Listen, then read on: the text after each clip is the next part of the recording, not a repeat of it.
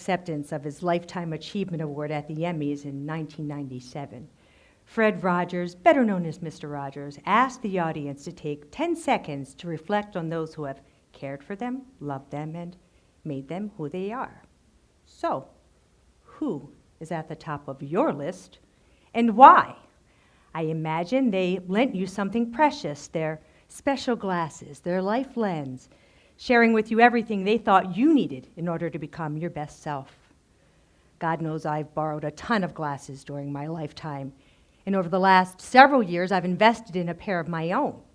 But when I was a little girl, I depended on everybody else's pretend glasses, the kind shared by those special people who provided glimpses, filters, visions of the future, and wisdom from their time spent here on earth. Now, there is no one person who touches our lives and single-handedly makes us who we are, right? There are many. A teacher, a coach, a grandma, a friend. But there's usually a standout. And for me, that standout was my mom. And over the last several years, in an effort to understand myself better and our relationship, I peeked behind her special glasses, delving inside those first-hand experiences to uncover the tiny gems of wisdom, and walked away with some important ones that have for certain shaped my life. I recently lost her at 91 years old and had the honor of being with her as she took in her last breath, and I've come to a rather scary realization. Here it is. We have a limited window of time to really tell people what they mean to us. A survey from Psychology Today reveals that one of people's greatest regrets is something called connection regret. In short, they regret the things left unsaid to those who matter most. Thank you. I love you. You matter. So I am here today for one reason, to ask you to pause, to stop, and to confirm that short list of key people who've helped make you who you are, and to commit to giving them an absolutely special, powerful, incredible gift. The acknowledgement, whether they are still with you or not, that they made a huge difference in your life and that the lessons they taught you truly mattered. Express your love and gratitude right now. Do not wait until they are in a ceramic urn on your bookshelf. My standout taught me many life lessons, and I'm about to share them with you. They shaped my life, and I made sure to let her know before she passed. My mom was named Bessie Emma. We always joked it sounded like a cow's name. The fact is, she was named after her aunt. We all called her Bess, even the grandkids. It was this kind of short, loving synonym for fun grandma. Bess grew up in the 1930s, a kid in the Depression era, where neighbors would literally run to the corner grocery stores to receive phone calls from their teenage sons serving in the war, where her dad, my pop, would paint houses after his full-time day job in exchange for a Maryland crab cake or a trip to the dentist for his kids, and where Sunday family dinners were as much of a mandatory routine as brushing your teeth, but always and only after the 2-mile walk to church and a visit to the cemetery. The dream of college and a career, that was in the backseat. In the case of my mom, it was deep under the seat. Yet she had this tremendous wisdom, often straddling between what the world was and what the world was becoming. And that critical point where those two worlds collided certainly influenced my upbringing.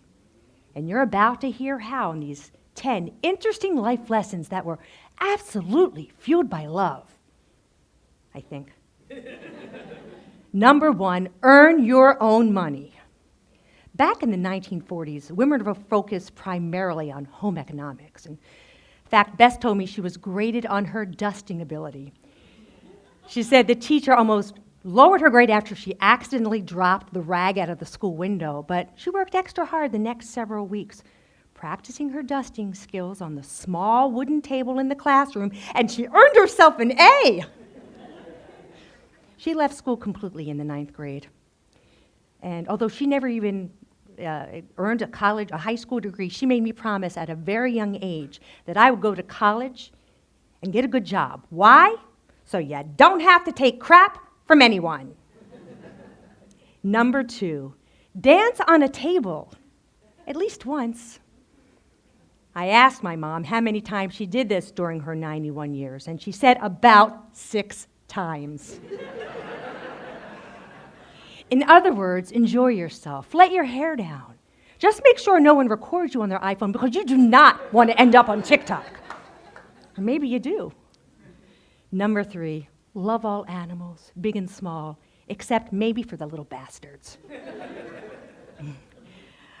A survey and research in the National Institute of Health shows that people who love animals and pets have a greater capacity for empathy and love, and there could be some truth to that. Because if you Google the phrase people who don't like animals and pets, you get sociopaths and serial killers. That's all right. I think it's okay if there's a cat or two you don't like. And what are those little bastards? Well, they're insects, particularly ants. And my mom used to mutter that profanity under her breath every spring when she would wake up to find thousands marching around the sugar bowl, you little bastards. And what do you call people who don't like ants? Normal. Number 4, hitch your wagon to a true partner, not half an ass. Bess told me this many times, saying, if you don't have a real partner, ship them out. Now, she amplified this growing frustration one day when she told me she was getting sick of watching Uncle Phil. I realized she meant Dr. Phil, the guy on TV. And when I asked her why, she said, these men and women go on his show and talk about how their spouses did this to them and did that to them. I'm getting sick of hearing it. They just need to ship their asses out. No one needs a half-assed partner. And you know what? She's right. Partners need to help each other. Otherwise, why have one, right? I mean, you could get yourself a dog, a cat, one that you really like, or maybe even a little bastard. Now, before I go to lesson number 5, I need to mention something. Not all of the lessons we learn are 100% useful, like lesson number 5. Run the water when you pee. As a little girl, I was imprinted with the fake news that nobody should hear you pee. It was sort of like breaking one of the 10 commandments if they did. And I can still hear the shriek of my mom's voice from our small Baltimore kitchen. Run the water! No one wants to hear that! It wasn't until I was 6 months pregnant with my daughter that I realized peeing takes precedence. Who cares about the noise? Number 6, roll with the punches, but punch back hard when you have to. Bad things happen to good people.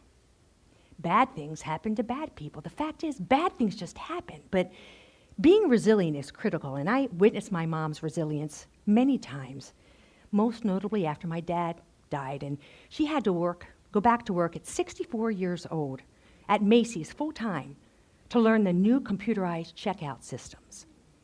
Most people that age, right, are out there crushing it on the pickleball courts, right? Where are my pickleball friends?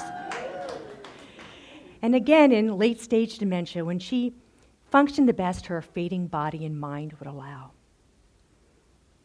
Number 7, love's golden arches are sometimes found in burgers and fries. Now, when I was a little girl, I don't remember hearing I love you all the time, but when I was in the 2nd grade, most Fridays, my mom would bring me a McDonald's cheeseburger and fries to the school cafeteria. All the other kids were looking on with jealousy, and the lunch moms were absolutely putting that in the neighborhood gossip bag. Can you blame them? And when I look back as an 8-year-old at the 3 a.m. quickly fulfilled requests for a toasted waffle and milk, the batches and batches of homemade Christmas cookies, the well-assorted school lunches accessorized with the little surprise holiday treats like, the little yellow marshmallow peeps. I used to love them. I now know that was her love language, and sometimes we just have to look at the translation a little closer and understand that love is spoken in many ways, not just words, but in burgers and fries too. Number 8, don't take life so seriously. Be able to laugh at yourself.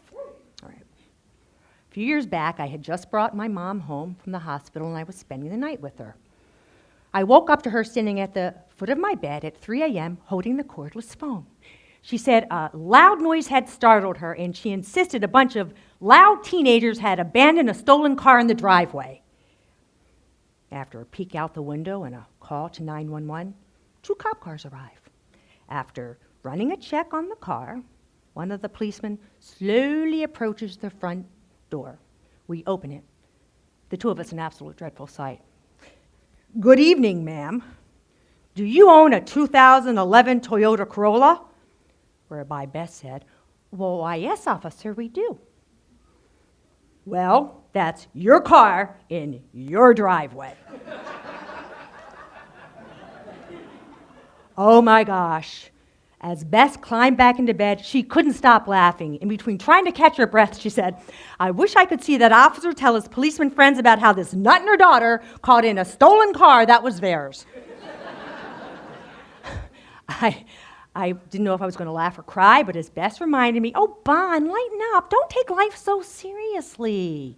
And you know what? She is right. You know why? Because stories like these are absolute gold when you're having a glass of wine with friends. Number 9, life is one big connection. Throw parties, go to dances, celebrate your friends. Bess loved a good party. And at the end of her life, all she wanted to do was to relive happy memories and connections, joyfully sifting through all the ones she had made with friends and family. Fun holidays, great outings, and all the times and places she had danced on tables. She knew a lot of people, and she absolutely loved hearing that people knew of her. I mean, it didn't matter if I just came home from the grocery store or walked 30 feet to and from the mailbox. The first question I would get when I walked through the door was, "Bon, did you see anybody we know?" One time, my brother took her to the cemetery to visit a friend, and he said she wandered off and was looking at all the tombstones, cane in hand. And when he said, "Ma, what are you doing?" she said, "Well, there are a lot of dead people here. I want to see if I dated any of them."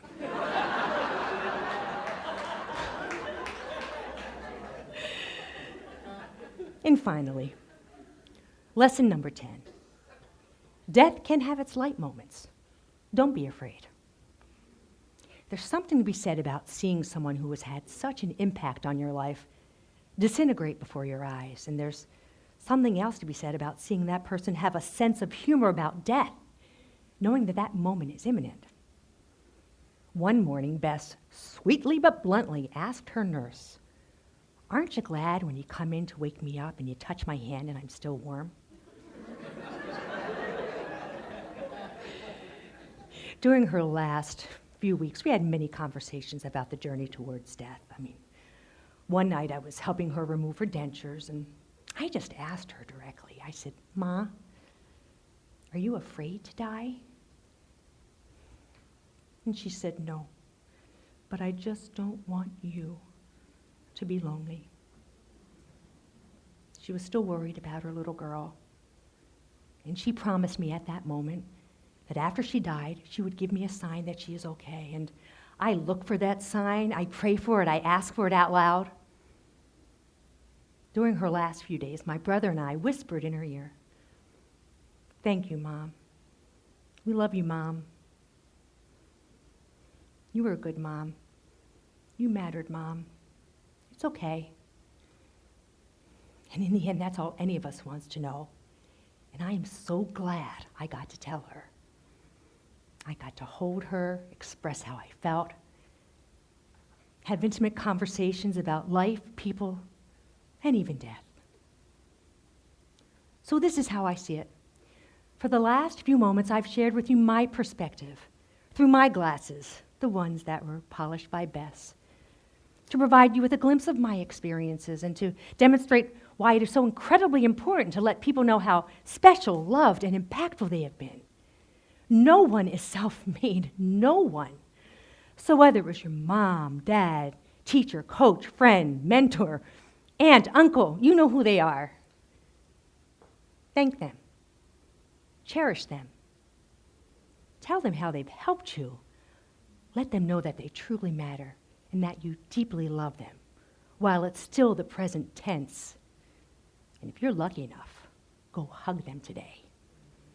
And then right after that, I want you to grab their hands, Uber to the nearest dive bar, put on your favorite song, climb up on a table together, and then dance like no one's watching.